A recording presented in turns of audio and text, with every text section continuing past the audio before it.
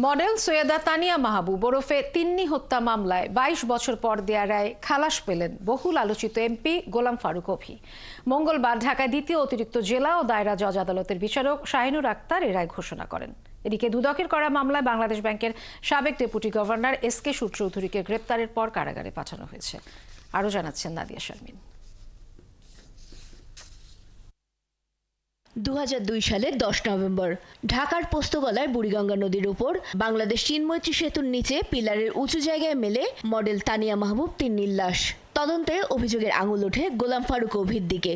গত শতকের ৮০ দশকে ছাত্রদলের এই দাপুটে নেতা ততদিনে দল পাল্টে জাতীয় পার্টিতে যোগ দিয়ে হন সংসদ সদস্য। বেশ কয়েকজন তদন্ত কর্মকর্তার হাত ঘুরে সিআইডি কর্মকর্তা মোজাম্মেল হক ২০০৮ সালের ৮ নভেম্বর অভিকে একমাত্র আসামি করে মামলাটিতে অভিযোগপত্র দাখিল করেন। ২০১০ সালে শুরু হয় বিচার। অবশেষে মঙ্গলবার পলাতক অভিকে বেকসুর খালাস দেওয়া হলো। আমরা জাজমেন্টটা পাওয়ার পরে আমরা বুঝতে পারবো যে আসলে বিজ্ঞ আদালত বিচার্য বিষয়টা কোন বিষয়টা মাথায় নিয়েছে এবং কি কারণে খালাস দিল। যেহেতু এটা তো একটা হত্যা হয়েছে, কেউ না কেউ হত্যাটা সংগঠিত করেছে।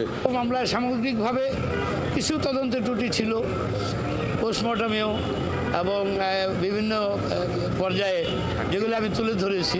আর সাক্ষীটাও আসলে আইউইটনেস তো কেউ নাই, আইউইটনেস কেউ নাই। ৩৭ জন সাক্ষী যেমন করা হয়েছে। আর সবচেয়ে ইম্পর্টেন্ট সাক্ষী ছিল যে সুমন, যে জেলখানায় ছিল, তার একাধিকবার কোর্টে প্রডিউস করা হয়েছে।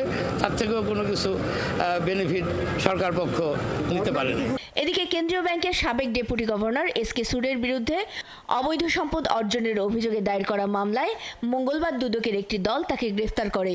এরপর এস.কে. সুরকে আদালতে হাজির করা হয়। পরে বিচারক তাকে কারাগারে পাঠানোর আদেশ দেন। সিডব্লিউ মূলে জেলা হাজতে প্রেরণ করেছেন এবং মানি লন্ডারিং অপরাধে যদি অপরাধে সম্পৃক্ত থাকে ওনার বিরুদ্ধে মানি লন্ডারিং অপরাধে অভিযোগপত্র আসবে। এছাড়া ওনার স্ত্রী এবং কন্যার বিরুদ্ধেও মামলা হয়েছে। সে সমস্ত মামলার কাগজ বিজ্ঞ আদালতে এজাহার আসছে যথাসময়ে, এগুলিও বিচারের প্রক্রিয়ায় যাবে আর কি। পি.কে. হালদারের আর্থিক কেলেঙ্কারিতে নাম আসায় ২০২২ সালে এস.কে. সুরের বিরুদ্ধে অনুসন্ধান শুরু করে দুদক। নাদিয়া শারমিন, একাত্তর, ঢাকা।